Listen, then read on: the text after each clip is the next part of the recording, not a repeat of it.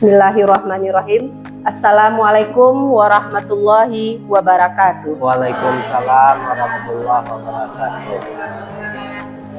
Puja dan puji berserta syukur kita aturkan kehadiran Allah Subhanahu wa Ta'ala yang telah melimpahkan rahmat dan karunia-Nya kepada kita bersama sehingga kita dapat berkumpul di ruangan ini dalam rangka penyampaian diseminasi budaya positif yang akan disampaikan nanti oleh salah seorang CGP Angkatan 11 yaitu Ibu Dini Mayasari. Salawat beriring salam tidak lupa pula kita kirimkan buat tambatan hati pautan cinta kasih umat Islam sedunia yakni Nabi besar Muhammad sallallahu alaihi wasallam dengan mengucapkan Allahumma shalli ala Muhammad wa ala ali Muhammad. Semoga kita mendapatkan syafaat di akhir nanti. Amin amin ya rabbal alamin. Yang sama-sama kita hormati Bapak Kepala Sekolah SD 02 Aur Kuning, yang sama-sama kita hormati Bapak dan Ibu Wakil SD 02 Aur Kuning, yang sama-sama kita hormati Bapak Ibu Majelis Guru beserta adik-adik dari UNP teristimewa bagi CGP kita Ibu Dini Mayasari. Baiklah, dengan tidak memperpanjang kata-kata mukadimah, marilah kita buka acara ini dengan membacakan Bismillahirrahmanirrahim. Bismillahirrahmanirrahim. Acara selanjutnya, sepatah kata dari Bapak Kepala Sekolah kepada Bapak Rahmat Fuad, dipersilakan.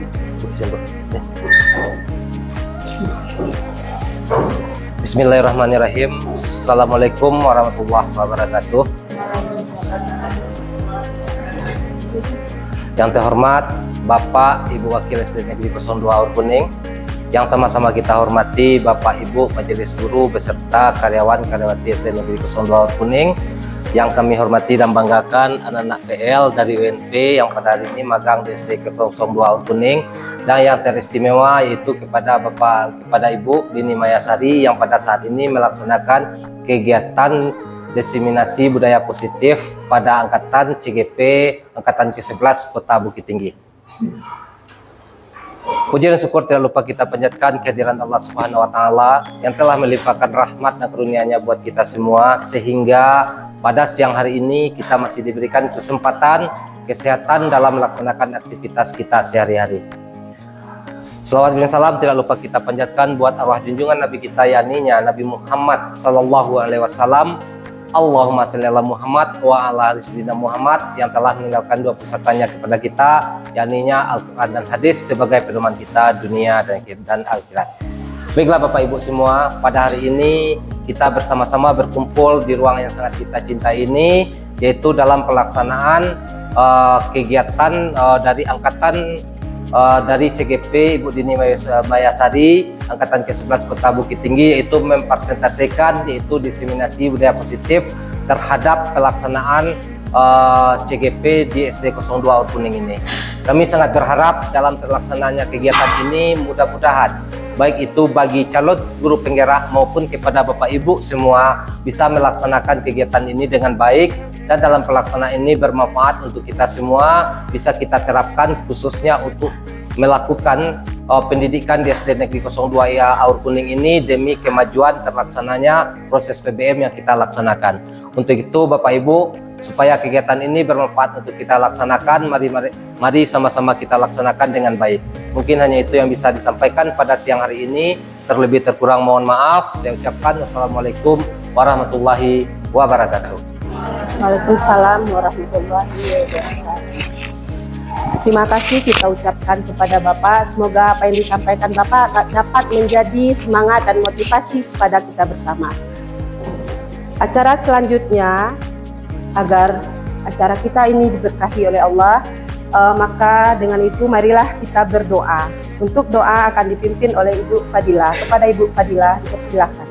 Mohon izin Bapak, mohon izin Ibu dan adik-adik. Sebelum acara kita mulai, mari sejenak kita tundukkan hati, berdoa agar hari ini dapat kita lalui dengan penuh arti. A'udzubillahi minasyaitonirrajim. Bismillahirrahmanirrahim. Hamdan syakirin, hamdan na'imin, hamdan yu'afi ni'amahu wa yukafi mazidah. Ya Rabbana lakal hamdu kama yanbaghi li jalali wajhikal karim wa azimi sultanik. Ya Allah, siang ini kami hadapkan diri kepadamu, kami tundukkan hati kepadamu untuk bermunajah, dan kami pasrahkan jiwa dan raga kami kepadamu. Ya Allah, hadirkanlah kekhusyuan dan keikhlasan dalam doa ini. Di dalam pengawasanmu, di siang ini kami berkumpul dalam kegiatan diseminasi positif. Karena itu ya Allah, lancarkanlah acara kami.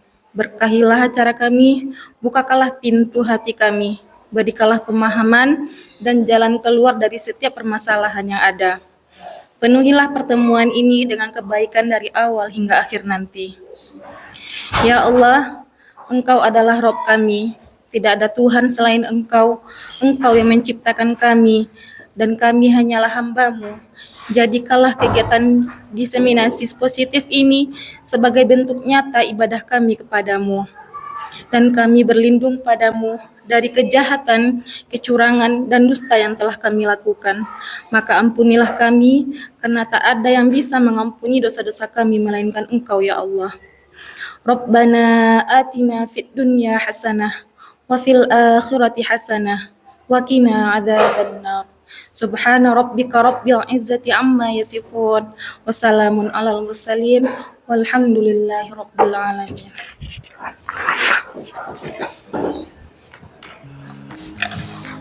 Acara selanjutnya, pemaparan materi diseminasi budaya positif yang akan disampaikan oleh Ibu Dini Mayasari yang merupakan CGP Angkatan 11 Kota Bukit Tinggi. Kepada Ibu Dini, waktu dan tempat dipersilakan. Izin Pak, Ibu. Assalamualaikum warahmatullahi wabarakatuh. Waalaikumsalam warahmatullahi wabarakatuh. Alhamdulillah, puji syukur kita aturkan kehadiran Allah Subhanahu wa taala karena pada kesempatan siang hari yang berbahagia ini mohon izin dan terima kasih kepada Bapak Kepala Sekolah, Bapak Ibu Majelis Guru SD 02 Aur Kuning dan adik-adik mahasiswa PLUNP. Izinkan kami di sini, saya Dini Mayasari akan berbagi sedikit tentang budaya positif yang biasanya dan alangkah lebih baiknya kita laksanakan di sekolah kita. Apa sebenarnya budaya positif itu akan kita kupas, yang termasuk budaya positif di sekolah. Sebenarnya di sekolah kita sudah membudayakan ini. Namun akan lebih terstruktur ketika kita mempelajari budaya positif. Mohon izin kami untuk memaparkan materi pada siang hari ini.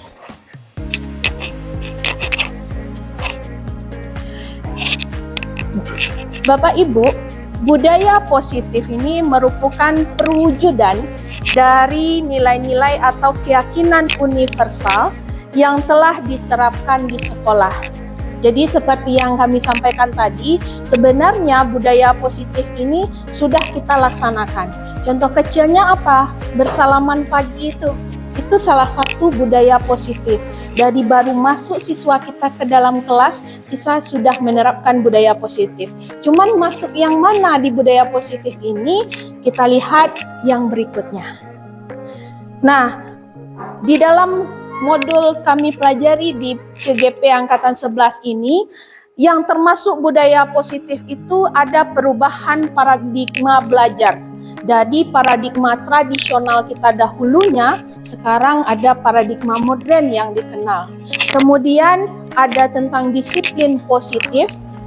Nah, nanti kita akan kupas habis. Kemudian ada kebutuhan dasar manusia, motivasi perilaku manusia, posisi kontrol dan restitusi, adanya keyakinan kelas, dan kita sudah sebenarnya melaksanakan di SD 02, dan terakhir adalah segitiga restitusi.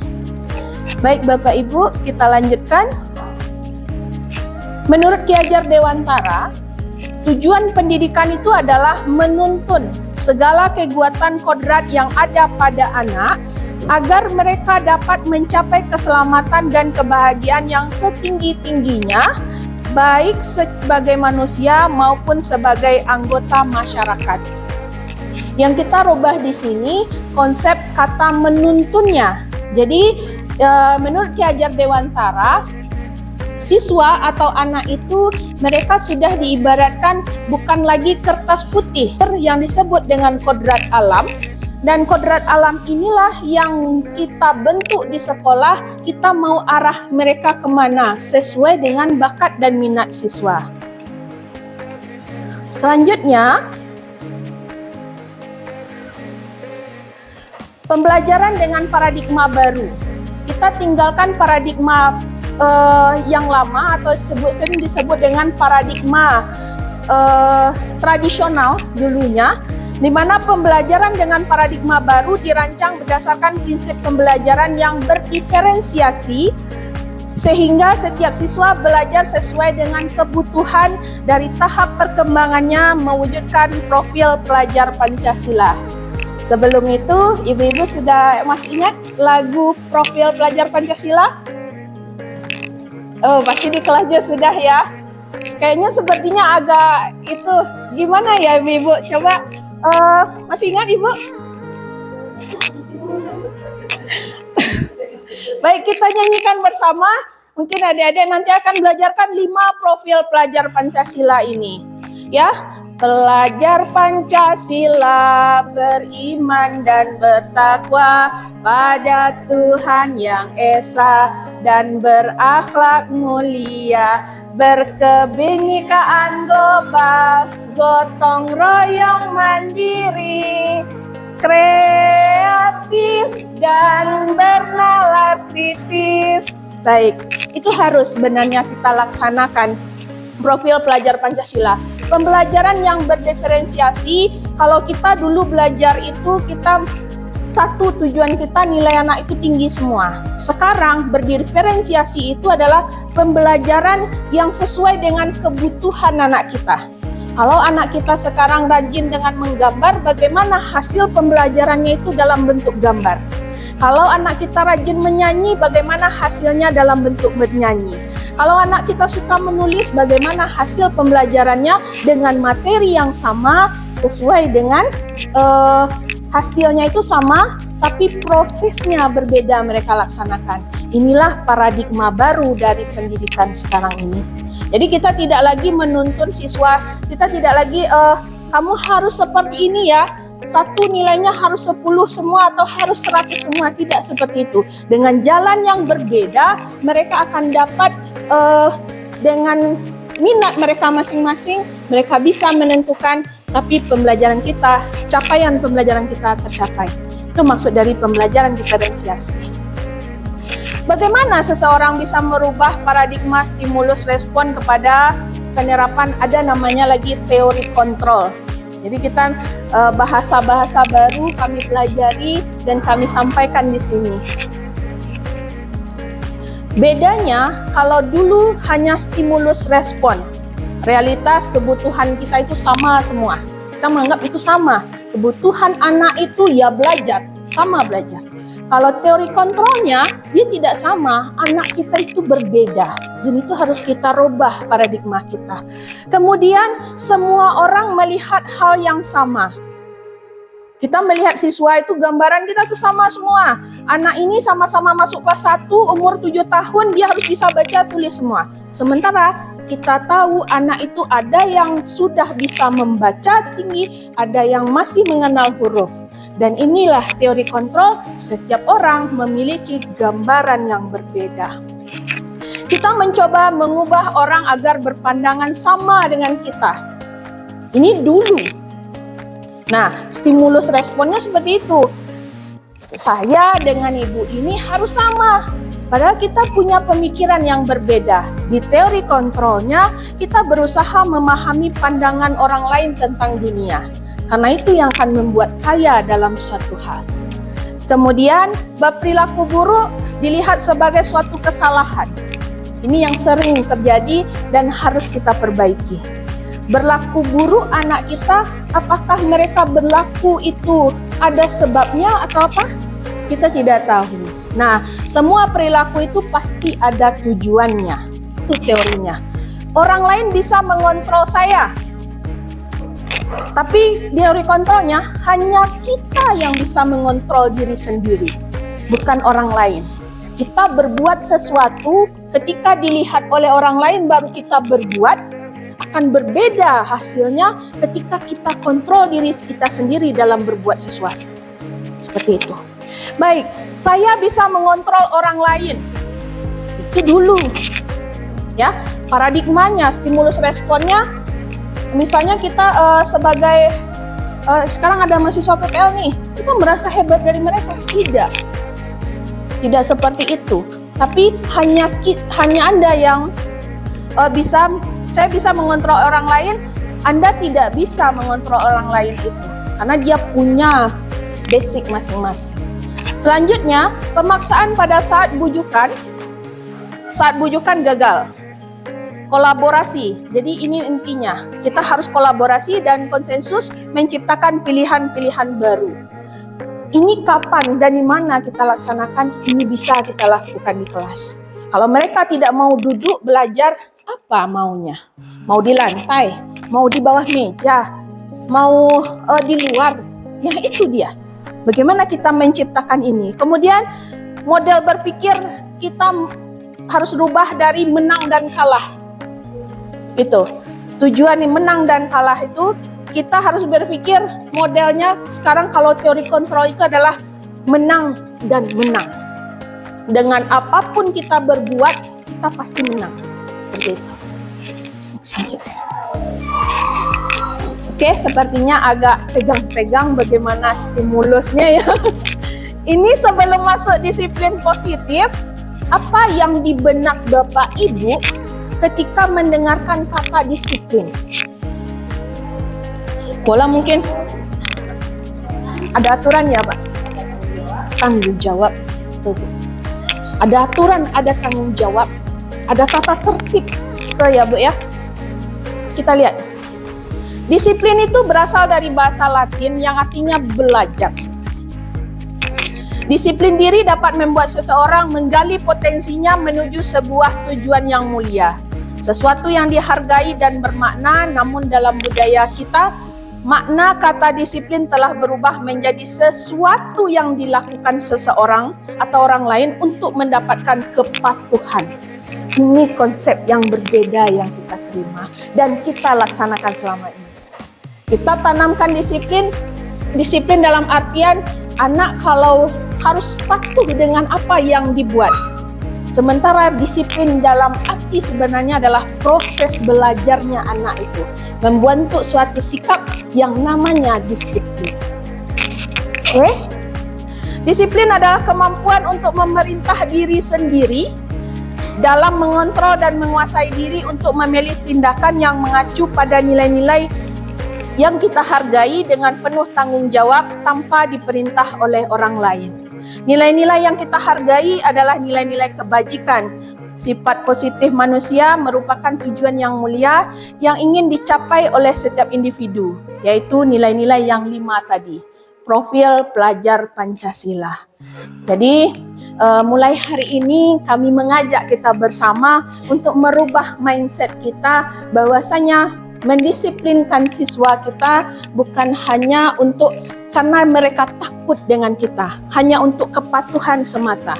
Tapi bagusnya muncul dari dalam diri mereka. Mereka itu berbuat ini, mereka datang ke sekolah tepat waktu itu, memang dia yang mengontrol diri mereka itu untuk datang tepat waktu. Bukan lagi karena, oh nanti saya takut masuk buku kasus, saya takut seperti ini. Nah, itu yang akan kita rubah mindset dari anak-anak kita. Silakan untuk Yana. Sebenarnya Bapak Ibu, kebutuhan kita itu, kebutuhan anak-anak kita itu ada 5. Apa dia? Kebutuhan bertahan hidup, kebutuhan kasih sayang dan ingin diterima, kemudian kebutuhan kepenguasaan, kebebasan, dan kesenangan. Sebelum masuk kasus ini, kita speaking sebentar. Baik, Bapak Ibu, kita boleh Kayaknya agak kita lemaskan sedikit tangan kita. Gini Bapak Ibu, fokusnya aja ya Bapak Ibu ya. Kalau pendek, kita lawannya panjang. Kemudian panjang lawannya pendek. Oke, kita coba ya Bapak Ibu, tangannya seperti ini semua ya. Oke. Panjang, panjang, pendek, pendek, pendek, panjang, panjang, pendek, pendek. Oke, pendeknya kalau panjang yang sebenarnya. Oke, yang sebenarnya dulu. Panjang, pendek, panjang, panjang, pendek, pendek, pendek, pendek, panjang, pendek, pendek, pendek, panjang. Oke, sebenarnya ya, tadi kita ganti dengan yang sebaliknya. Konsentrasi ya Pak Ibu. Oke, jadi nggak ikut lagi ya. Nanti kalau lihat ini nanti salah. Oke, pendek, pendek, panjang, panjang, panjang, pendek, pendek, panjang, panjang, panjang, panjang, pendek. Oke, tepuk tangan kita. Sebenarnya itu adalah salah satu konsentrasi bisa kita lakukan di saat agak suntuk sedikit. Silakan Bapak Ibu dicicipi dulu sembari kita tetap fokus ke depan, kita lanjutkan. Silakan dicicipi hidangan yang sudah disediakan.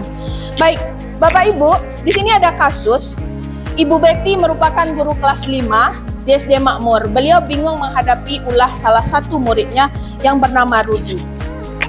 Beberapa anak telah datang dan mengeluhkan Rudi yang seringkali meminta bekal makan siang mereka dengan paksa.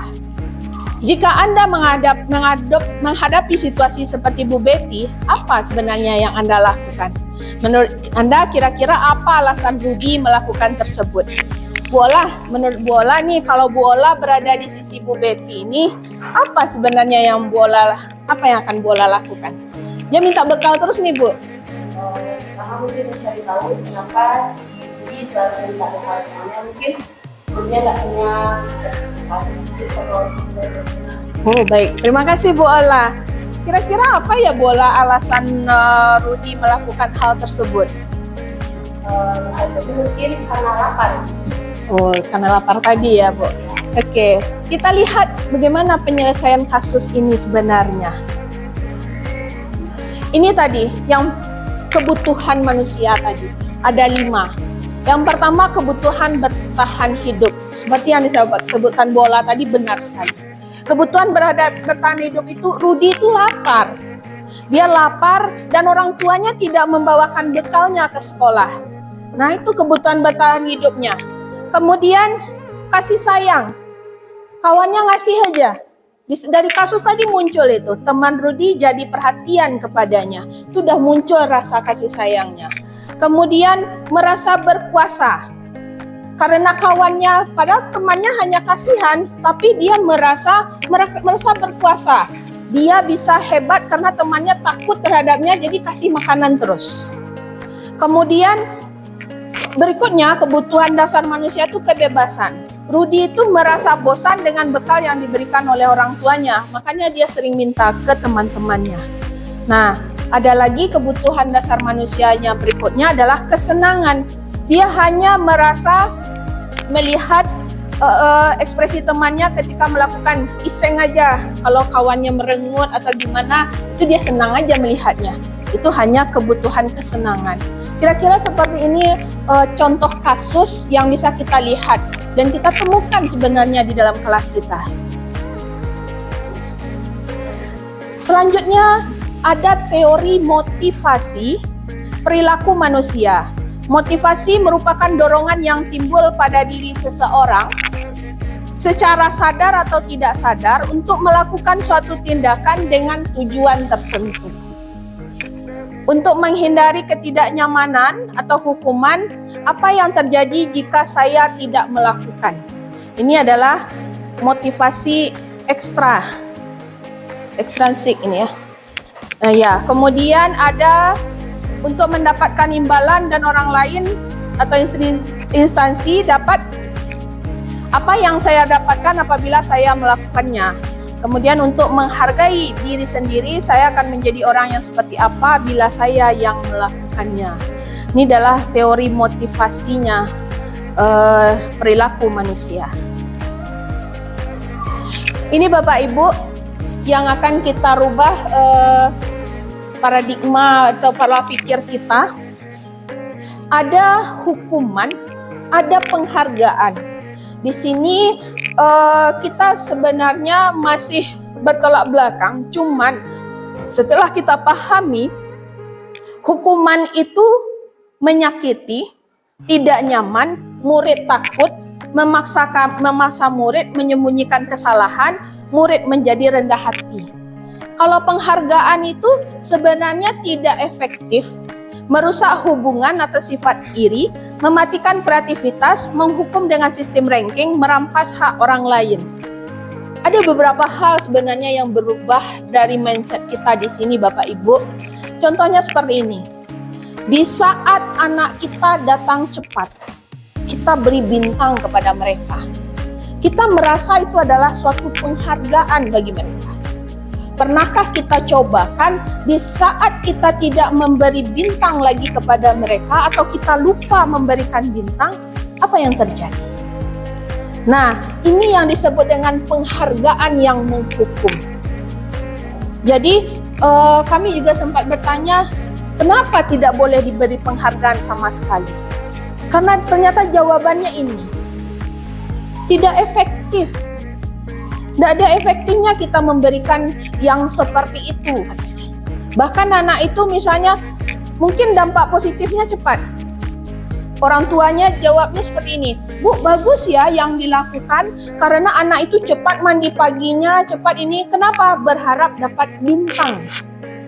Nah, bisa kita tidak melakukan itu secara kontinu, maka lama-kelamaan proses itu tidak akan terjadi lagi. Dan itu akan merusak hubungan siapa? Hubungan kita dengan siswa. Hatinya sudah kena, ibu malas, ibu tuh nggak ngasih bintang lagi, ibu tuh nggak seperti ini lagi. Nah, akan muncul yang seperti itu. Kemudian penghargaan menghukum dengan sistem ranking. Ini sudah mulai di kurikulum Merdeka, tidak ada lagi sistem ranking. Nah, konsep disiplin dengan identitas yang sukses. Yang mana itu konsekuensi dan restitusi. Ada bedanya konsekuensi dengan restitusi. Bedanya penguatan jangka pendek kalau pada konsekuensi.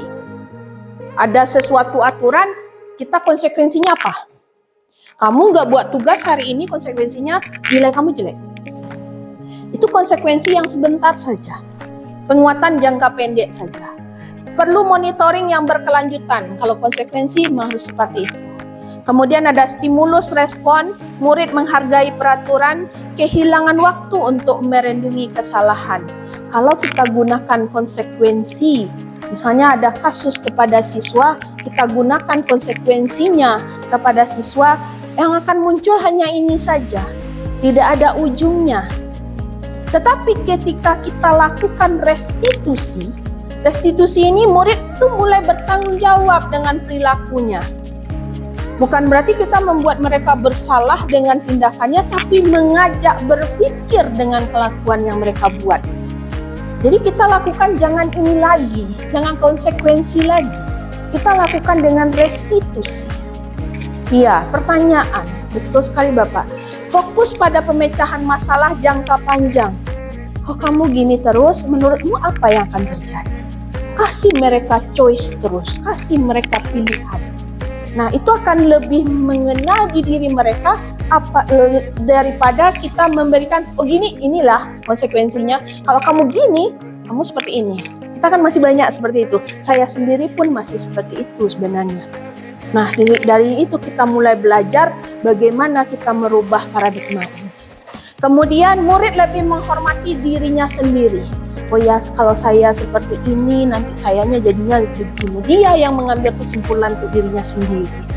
Kemudian masuk teori kontrol tadi yang kita bahas yang panjang tadi itu, nah itu akan muncul sendirinya ketika kita mengadakan restitusi. Kemudian murid bersemangat dalam memperbaiki kesalahan yang mereka miliki. Menurut Bapak Ibu nih kecil, Dini bacain aja. Mencatat 100 lagi karena terlambat ke sekolah. Itu hukuman atau konsekuensi, Bu? Hukuman ya, Bu. Lari mengelilingi lapangan basket 2 kali karena terlambat hadir ke sekolah. Hukuman. Membersihkan coretan yang dibuat di meja tulis. Konsekuensi ya. Nanti akan ketemu tuh, Bu. Mana sih sebenarnya yang hukuman, mana yang konsekuensi. Kemudian murid diminta push up 15 kali. Itu termasuk hukuman. Menggantikan kertas tugas teman yang sudah dicoret-coret. Konsekuensi. Kemudian berjemur di lapangan basket pukul 12 siang karena mengobrol dengan teman. Hukuman. Murid diminta bertelanjang kaki sepanjang hari karena tidak mengenakan sepatu hitam sesuai dengan peraturan sekolah. Hukuman. Berdiri di depan kelas sambil mengangkat kaki satu karena tidak bisa menjawab pertanyaan. Hukuman. Membersihkan tumpahan air di meja karena tersenggol pada saat belajar. Konsekuensi. Kehilangan 10 menit jam istirahat untuk mengerjakan tugas karena terlambat datang dan tertinggal pelajaran. Kira-kira apa beda konsekuensi sama hukuman? Hukuman? Ya. Tapok santiang saja. Tapok santiang. Ampu kida. 2 ampu santiang benar. Oke. Terima kasih Bapak Ibu sudah memahami mana yang hukuman, mana yang konsekuensi. Baik, kita lanjutkan. Ini 5 posisi kontrol dan ini adalah kita. Bapak Ibu. Kita yang sebagai penghukumkah atau kita sebagai pembuat rasa bersalah, atau kita sebagai teman, kita sebagai pemantau saja, atau kita sebagai manajer. Maksudnya apa di sini? Sebagai penghukum, setiap tindakan siswa itu langsung muaranya ke hukuman. Berbuat ini, kamu bersihkan WC. Berbuat ini, kamu seperti ini. Itu hukuman langsung. Berlari di lapangan, push up 15 kali, penghukum kita. Kemudian kalau pembuat rasa bersalah itu yang seperti apa? Saya sendiri pun sering melakukan. Kalau kamu seperti ini, ibu udah capek-capek, nindak kasihan kamu sama ibu. Ternyata itu pembuat rasa bersalah yang membuat siswa itu makin down sebenarnya. Dan kita sering itu, kamu ini udah capek ibu menjelaskan di depan, kamu tidak mendengarkan ibu. Kita buat dia merasa bersalah betul dengan itu kepercayaan dirinya akan hilang itu Bapak Ibu. Jadi ini harus kita hilangkan lagi sifat kita seperti ini. Nah kemudian posisi yang baik itu diantaranya adalah sebagai teman. Cuma di sini harus ada artiannya, bukan berarti teman yang bisa sesama besar bagi mereka.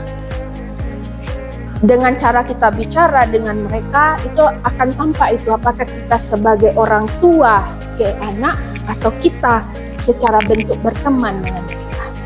Selanjutnya ada posisi pemantau. Kalau pemantau ini hanya ingin cari tahu saja. Kamu kenapa? Oh yaudah besok jangan lagi ya seperti itu.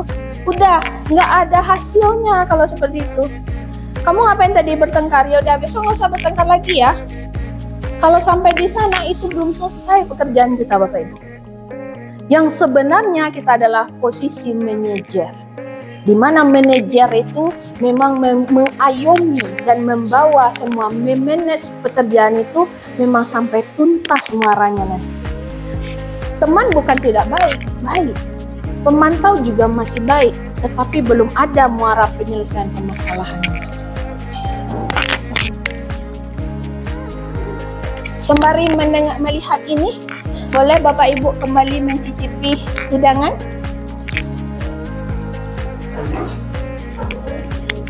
Bu Yana silakan.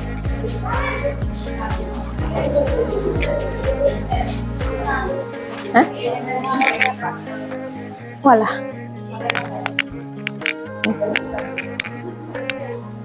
Hah? Udah pakai S2? S2.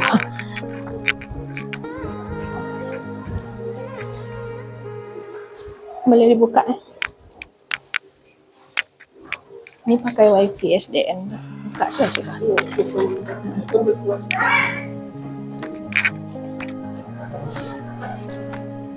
Cepat.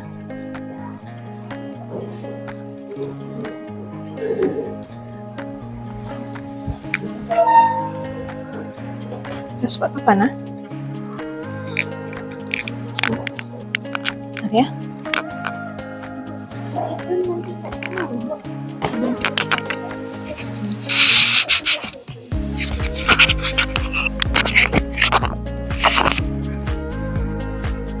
Vi, boleh stop dulu sebentar, Vi.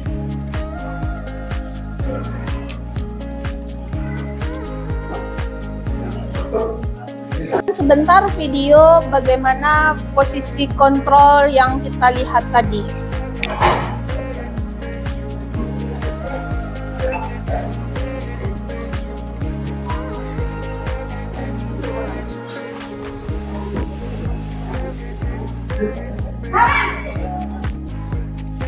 Sini kamu. Selalu terlambat. Kamu deh, pasti terlambat. Apa? Apa coba? Alasan kamu apa lagi? Kapan sih kamu tidak terlambat? Malah sekali yang kamu jadi anak. Dasar keras. Gak kapok-kapok sih kamu. Sudah berapa kali terlambat? Sana, kamu keliling lapangan basket 2 kali. Kenapa? Kamu melawan ibu. Berani-beraninya jawab. Sudah terlambat, masih berani jawab pulang. Sekarang, keliling lapangan basket 5 kali sekalian. Biar kapok. Cepat. Pergi sana ke lapangan basket. Posisi tertentu biasanya bicara dengan adat.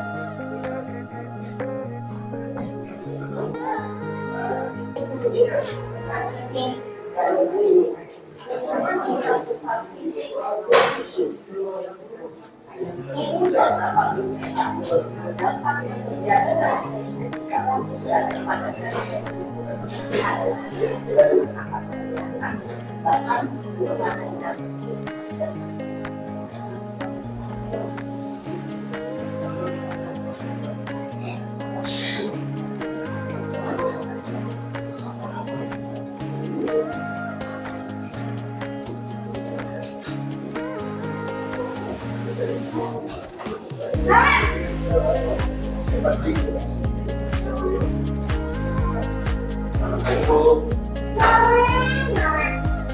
Kamu kenapa terlambat lagi, nak? Ya bukan Naren. Kamu senang ya bikin ibu susah ya? Kalau kamu terlambat, nanti ibu yang bukan kepala sekolah, nak. Disangka tidak bisa menghina kamu. Duh, gimana ini? Maaf, Duh, Gusti Naren. Kamu suka ya ini? Terus, sekarang ibu harus bisa apa ibu absen? Ini kamu sudah sering terlambat loh. Ibu harus apa coba? Ya sudah, lain kali jangan bikin susah lagi nak ya. Ibu tidak akan buat lagi kalau begini terus. Bisa jantungan kalau ibu tidak puasa. Saya cepat puasa.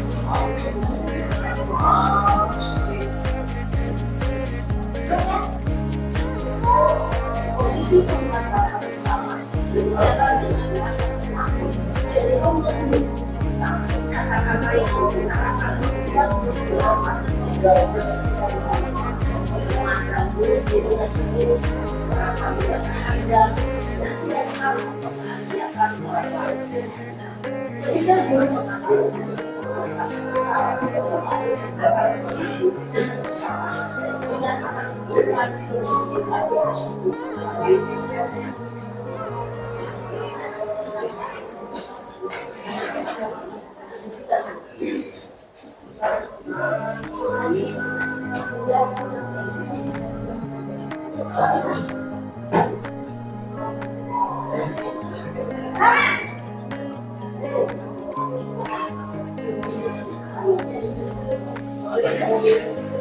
Wah, sudah berapa ini, Nak? Selamat lagi ya, sayang.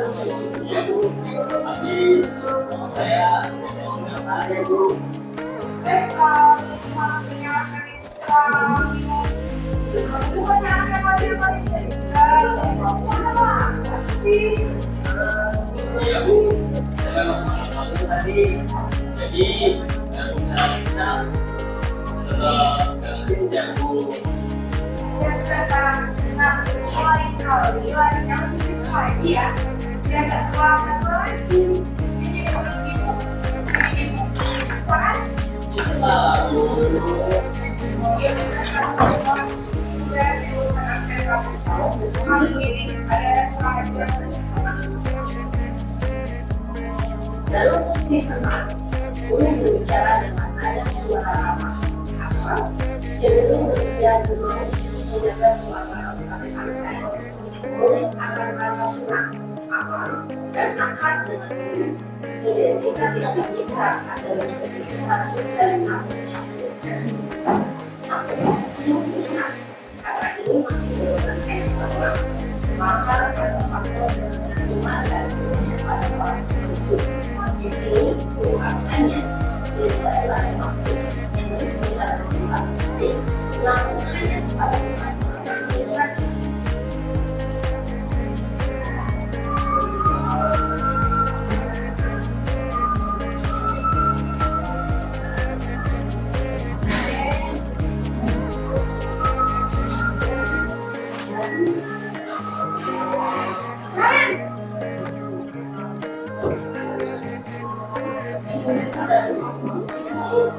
Nah, apa peraturan sekolah kita tentang jam berapa kita harus ke sekolah?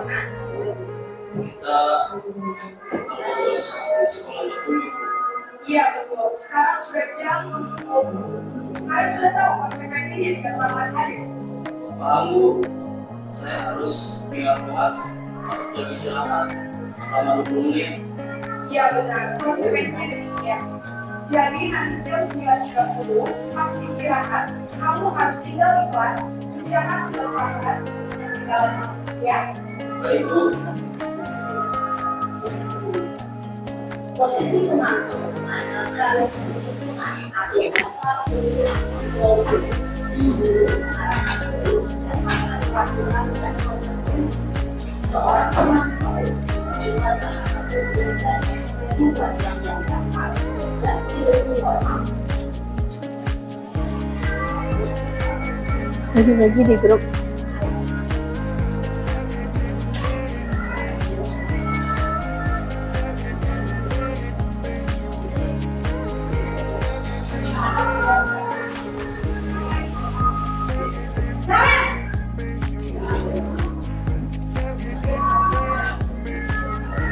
Ibu, Selamat pagi Nadia.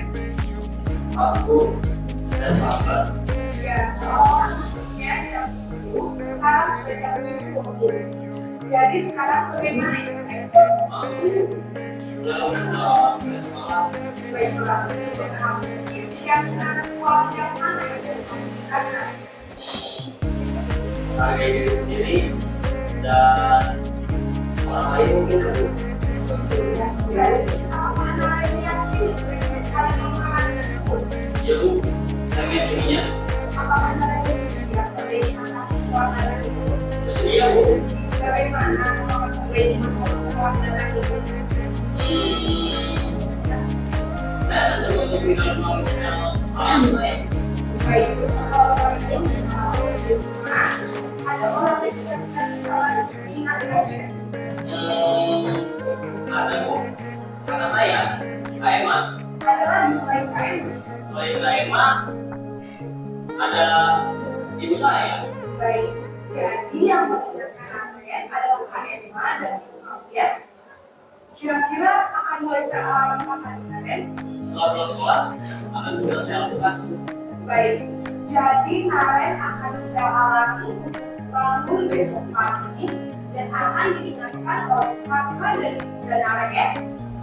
Ada lagi yang mungkin perlu dilakukan Naren agar tidak terlambat bangun lagi. Tidak ada, Bu. Baik, Naren. Terima kasih untuk kerjasama kamu. Sekarang kamu kembali ke kelas belajar. Baik, Bu. Terima kasih. Posisi manajer adalah posisi kontrol yang disarankan untuk memiliki sikap disiplin yang positif, yaitu menyediakan bertanggung jawab dan dalam mengerjakan masalah. Tujuan dari posisi ini adalah agar murid dapat berkoreksi atas tindakannya. Guru akan terus memberikan pertanyaan penguatan sehingga membuat murid dapat belajar dari kesalahannya dan mencari sebuah solusi untuk menyelesaikan. Ibu dan Bapak Guru hebat, setelah mengamati adegan kelima posisi kontrol baru, kira-kira posisi mana yang paling ideal? Baik Bapak Ibu, tadi kita sudah memahami 5 posisi kontrol pada seorang guru. Jadi sebaiknya kita berada di posisi manajer. Semoga kita bisa merubah pola pikir kita untuk manajer. Disiplin positif berikutnya atau budaya positif berikutnya yang juga sudah mulai kita kerjakan di sekolah kita adalah keyakinan kelas. Kita membuat keyakinan kelas ini bersama dengan anak-anak kita di kelas kita. Bagaimana pembentukan keyakinan kelas? Di antaranya semua warga kelas itu dilibatkan dalam membuat keyakinan kelas. Kenapa? Karena mereka yang akan menjalaninya nanti. Selanjutnya dibuat dalam bentuk kata-kata yang positif. Jangan ada lagi kata jangan membuang sampah sembarangan. Gantilah dengan kalimat-kalimat yang positif. Kemudian sesuai dengan kondisi kelas agar mudah diterapkan. Menyusun keyakinan kelas itu menggunakan kalimat yang singkat dan mudah diingat oleh siswa kita. Sehingga saat kita menanyakan keyakinan kelas kita apa yang kamu tidak lakukan, jadi mereka ingat karena keyakinan kelas itu singkat dan mudah diingat. Ini adalah disiplin positif yang berikutnya, membuat keyakinan kelas. Nah, tadi di awal kita sudah mencoba tentang memahami bagaimana dengan restitusi. Apa itu restitusi? Dari awal tadi hanya kata-kata restitusi. Restitusi itu adalah proses menciptakan kondisi bagi kondisi murid untuk memperbaiki kesalahan mereka. Sehingga mereka bisa kembali pada kelompok mereka dengan karakter yang lebih kuat. Menurut siapa ini? Menurut Gosen 2004. Ciri-ciri restitusi itu bukan menembus kesalahan namun belajar dari kesalahan. Restitusi itu memperbaiki hubungan. Restitusi itu tawaran bukan paksaan. Kemudian restitusi itu menuntun untuk melihat ke dalam diri. Mencari kebutuhan dasar dan mendasari tindakan. Fokus pada karakternya, bukan pada tindakan. Kemudian menguatkan dan fokus pada solusi. Itulah restitusi. Selanjutnya, ini sebenarnya yang harus kita lakukan. Apa dia? Segitiga restitusi. Ada menstabilkan identitas yang pertama, kemudian validasi tindakan yang salah dari mereka itu apa? Yang terakhir adalah menyanyikan keyakinannya. Selanjutnya, menstabilkan identitas. Apa yang kita lakukan dalam menstabilkan identitas itu? Berbuat salah itu tidak apa-apa. Kalau kita sampaikan ke anak itu, kamu melakukan ini tidak apa-apa. Berbuat salah itu hal yang biasa. Tidak ada manusia itu yang sempurna. Saya juga pernah melakukan kesalahan seperti itu. Bisa kita sampaikan dengan kata seperti itu. Kita bisa menyelesaikan ini. Jadi merasa siswa kita itu, oh ini Bu ini mau nih membantu kita. Kemudian Bapak Ibu tidak tertarik mencari siapa yang salah. tapi Bapak Ibu mencari solusi dari permasalahan ini. Kemudian kamu berhak merasa begitu. Kita bisa sampaikan itu ke siswa. Kita stabilkan identitas atau kesalahan mereka dulu. Selanjutnya, validasi tindakan yang salah. Kamu pasti punya alasan. Katanya setelah kita stabilkan identitas mereka tadi itu, kita katakan bahwasanya kesalahan itu tidak ada, kita ini manusia yang tidak sempurna, boleh kita giring dia ke sana dulu, kemudian baru validasi tindakan yang salah. Kamu pasti punya alasan mengapa melakukan hal seperti itu. Kamu patut bangga pada dirimu sendiri karena kamu telah melindungi sesuatu yang penting bagi atau buat. Itu validasi tindakan yang salah, kata-kata yang bisa kita gunakan gitu. Selanjutnya, ini yang terakhir, harus ada ujungnya dalam satu permasalahan. Tanyakan keyakinannya. Dengan apa? Apa yang kita percaya sebagai kelas atau keluarga atau sekolah. Kemudian apa nilai-nilai umum yang telah kita sepakati bersama. Butuhnya keyakinan kelas tadi, butuhnya keyakinan dalam sebuah sekolah. Kemudian apa bayangan kita tentang kelas kita yang ideal. Kamu mau jadi orang yang seperti apa? Kita lemparkan kepada mereka kembali. Ya. Oke. Ini contoh segitiga restitusi yang sudah dicoba di sekolah kita sesuai dengan satu kasus siswa. Kenzo, boleh kita bicara sebentar? Kenzo-nya betul kan? Saya tadi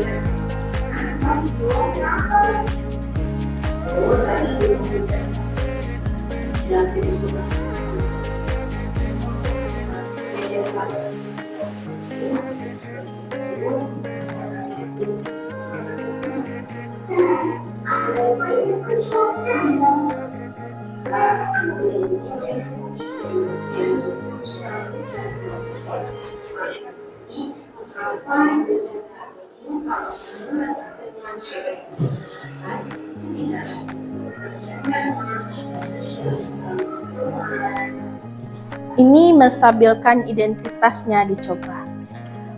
Kemudian validasi tindakannya yang salah dari anak.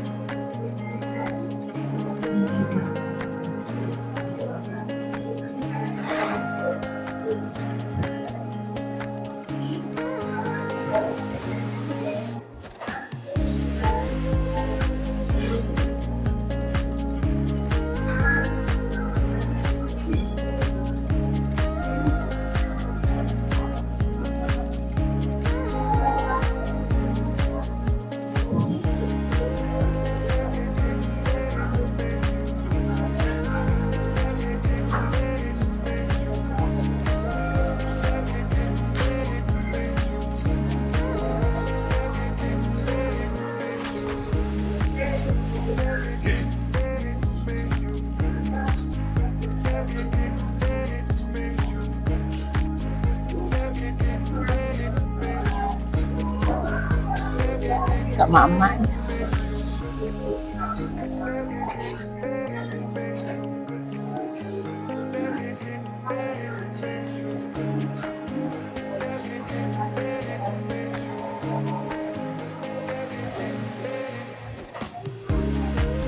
Apa yang akan mereka lakukan, itu kita sudah mulai masuk ke menanyakan keyakinan.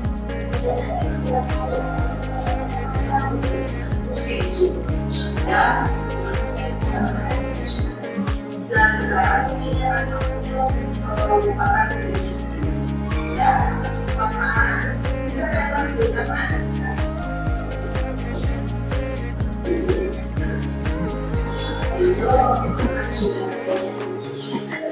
Dia nak pandai drama doh.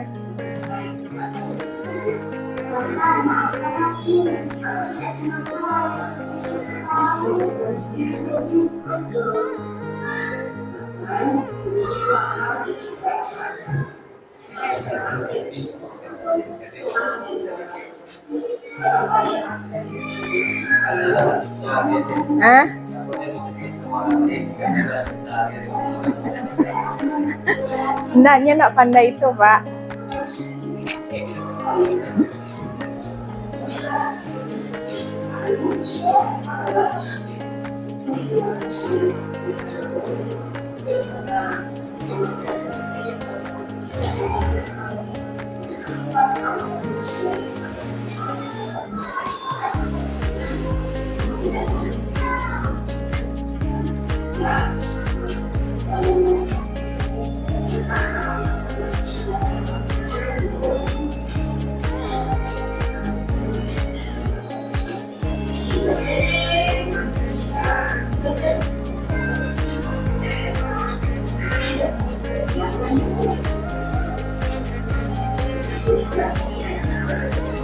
Baik, Bapak Ibu.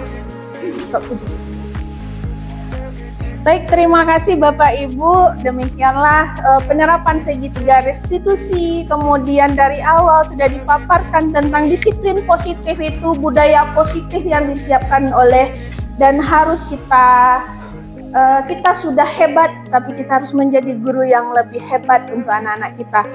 Demikian saja dari Dini dulu. Jika ada pertanyaan nanti akan difasilitasi oleh Ibu Moderator.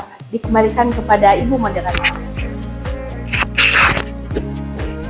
Yang telah memaparkan kepada kita bersama tentang budaya positif yang sangat kita butuhkan sebagai seorang pendidik. Selanjutnya kita masuk kepada sesi pertanyaan. Kepada Bapak Ibu yang ingin bertanya, dipersilahkan.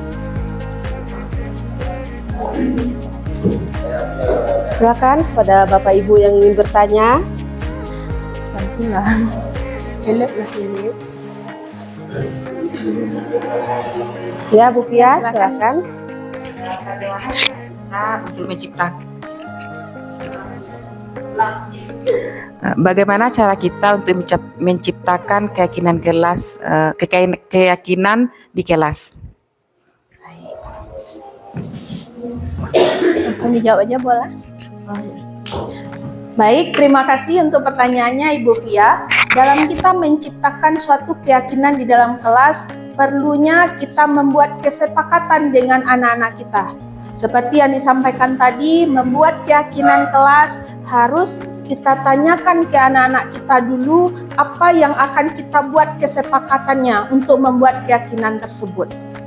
Jadi sehingga pelaksanaan keyakinan kalau mulai dari siswa itu, nanti siswa yang akan melaksanakan itu bisa dijalankan dengan baik. Bagaimana Ibu Fia? Ya, terima kasih Ibu Fia. Silakan. Jadi, bagaimana cara kita dapat melibatkan siswa dalam model kelas? Terima kasih Bu Dila atas pertanyaannya. Bagaimana cara kita melibatkan siswa? Kita bisa mungkin menyampaikan atau membagikan berupa posit-posit atau stick note kecil. Mereka membuatkan kata-kata positif di sana. Nah, kita persamakan semuanya menempelkan ke depan. Nanti kita tempelkan ke depan, kemudian kita pilah bersama mereka, dan pada akhirnya nanti setelah tersisa kesepakatan, kita sepakati bersama. Kalau perlu kita pasang nanti bisa jempol atau tanda tangan bersama hasil kesepakatan tersebut. Baik, terima kasih Bu Dila. Silakan Bapak Kepala Sekolah. Waalaikumsalam warahmatullahi wabarakatuh. Ini yang telah diidentifikkan atau presentasikan oleh kita sebagai positif oleh ini angkatan jika ada sifat-sifat luar biasa dalam menggambar dan tapi dalam ini namanya sekedar pertanyaan atau yang sudah didiskusikan khususnya untuk sebuah langkah yang kita laksanakan mudah-mudahan ini bisa kita terapkan dalam kehidupan keseharian. Tetapi apa yang harus kita lakukan dalam mengevaluasi kegiatan anak tersebut dan juga bagaimana cara mengembangkan atau menggali potensi pada diri anak, ini harus juga kita musyawarahkan ketika diseminasi budaya positif ini telah kita terapkan di sekolah. mungkin ada masukan dari Bapak Ibu semua atau dari ini sebagai yang hari ini yang memberikan materi tentang semester ini tentang capaian langkah yang harus kita lakukan. Terima kasih. Baik. Terima kasih Bapak, ini mungkin masukan yang luar biasa dan pemikiran kita semua mungkin Bapak Ibu untuk kemajuan sekolah kita. Diawali dengan yang Bapak lakukan penerapan secara rutin pagi itu sudah termasuk sebenarnya budaya positif Bapak. Kegiatan-kegiatan pagi kita di sekolah itu juga sudah terukur sebenarnya dibandingkan dengan sekolah yang baru mulai menerapkannya. Nah, mungkin evaluasinya nanti sejauh mana mungkin seperti capaiannya itu bisa kita lihat rutinitas kegiatan siswa kita Bapak. Kemudian bagaimana Bapak Ibu guru sekarang menyikapi. Nah, bagaimana evaluasi akhirnya kalau kita sudah memahami dan mendalami budaya positif ini, di mana lagi di sekolah ini tidak ada lagi tercermin hukuman Bapak. Ya, tidak ada hukuman berupa fisik. Alhamdulillah di sekolah kita tidak ada hukuman fisik, Bapak. Cuman dari posisi kontrol tadi kita sendiri dan saya sendiri, Bapak, masih suka juga pembuat rasa bersalah itu masih saya terapkan, gitu kan. Jadi kita bersama untuk mengevaluasinya di setiap proses pembelajaran kita. Dan ini mungkin bisa kita kombelkan lagi, Bapak, dalam kegiatan komunitas belajar kita, bagaimana kita menyelesaikan permasalahan anak tanpa harus ada hukuman seperti itu. Terima kasih Bapak. Alah, Leila saja. Nah, yang telah memberikan pertanyaan dan pertanyaan pun telah dijawab oleh Bu Dini dengan sangat memuaskan. Sekali lagi kita beri aplaus untuk Bu Dini. Boleh ya? Sebelum ditutup ya, sebetulnya agak gerah untuk pulang ya, untuk selesainya. Boleh kita nyanyi sedikit Bapak Ibu? Boleh, kembali, Bu Bapak Dini. Ibu. Boleh sambil boleh berdiri, boleh silakan Bapak Ibu. Sebagai ice breaking mau pulang, bukan ice breaking lagi sebenarnya ya. Pengen lihat senyuman Bapak Ibu terakhir sebelum pulang. Baik. Nyanyinya bukan senyum terakhir ya Bu Siska. Nyanyinya soalnya ini Bapak Ibu. Buka tutup, bertepuk tangan, buka tutup, tepuk tangan lagi, digulung-gulung, sambil tersenyum, digulung-gulung, sambil tertawa, haha. Oke, udah semangat ya Bapak Ibu, terima kasih banyak. Nah, terima kasih Bapak Kepala Sekolah. Tutup ini lah. Belum tutup, Bu. Oh iya. Dengan berakhirnya sedikit ice breaking dari Bu Dini, maka berakhirlah acara kita pada hari ini, yang mana acara ini sangat bermanfaat bagi kita sebagai seorang pendidik. Bagaimana kita meletakkan posisi kontrol yang sebenarnya, yang mana kita telah berada di dalam posisi sebagai temankah, memberi rasa bersalah, atau sebagai manajer yang sangat sempurna. Dan ini semua semoga nanti bisa kita terapkan di dalam kelas kita masing-masing, dan sehingga kita dapat mencerdaskan anak bangsa dengan sangat menyenangkan. Mungkin sampai di sini kegiatan kita. Akhir kata, terima kasih atas perhatian dan kedatangan Bapak Ibu semua. Mohon maaf apabila ada kesalahan. Akhir kata, Assalamualaikum warahmatullahi wabarakatuh. Waalaikumsalam warahmatullahi wabarakatuh. Terima kasih Bapak.